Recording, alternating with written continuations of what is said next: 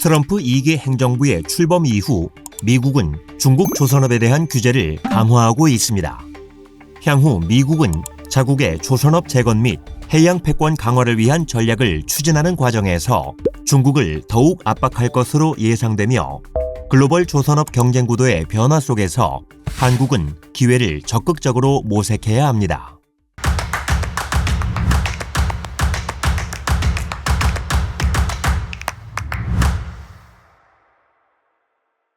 미국 무역대표부는 무역법 301조 조사와 관련해 올해 1월 발표한 조사 결과 보고서를 통해 중국이 해운, 물류, 조선업의 지배를 위해 부당한 정책 지원과 불공정 관행을 지속해왔다는 결론을 내렸는데요. 2월에는 USTR이 조선, 해운, 물류 분야에서 중국의 영향력을 약화시키기 위한 조치를 제안한 바 있습니다. 이후 4월 9일에는 트럼프 대통령이 미국의 해양 지배력 회복 행정명령에 서명하며 USTR의 이번 조사를 공식적으로 지지하기도 했습니다.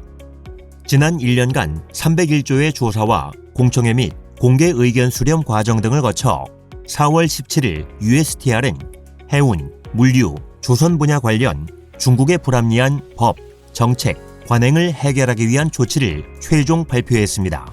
중국 선박 운영자 및 선박 소유자, 중국산 선박, 외국에서 건조한 자동차 운반선에 대해 미국 입항 수수료를 단계적으로 부과하고 LNG 수출 물량의 일부를 미국산 LNG 운반선으로 운송하도록 의무화하는 조치를 도입한다는 내용입니다. 한편 미국은 국가안보와 경제적 번영을 증진하기 위해 자국의 조선 해운업을 재건하고자 하며 이를 위해 중국을 견제해야 할 필요성이 높아지고 있는데요. 실제로 미국의 조선업 경쟁력은 중국에 비해 현저히 낮은 수준으로 미국은 중국의 압도적인 글로벌 조선시장 지배력에 대해 우려와 견제의 시각을 보여왔는데요.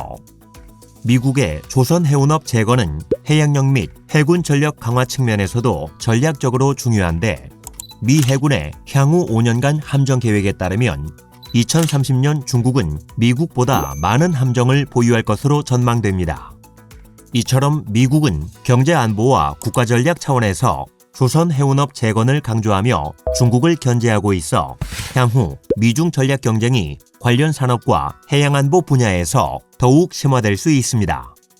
중국 정부는 지난 17일 발표된 미국의 결정에 대해 이는 미국 조선업을 발전시킬 수 없는 조치라고 비판하며 자국의 권익을 지키기 위한 조치를 취할 것이라 밝혔는데요. 한편 미국의 중국 조선 해운업에 대한 견제 조치가 우리 업계의 선박 수주 기회 확대 가능성 및 한미 협력을 통한 우리 조선 산업의 다양한 비즈니스 기회 창출을 기대해 볼 수 있습니다.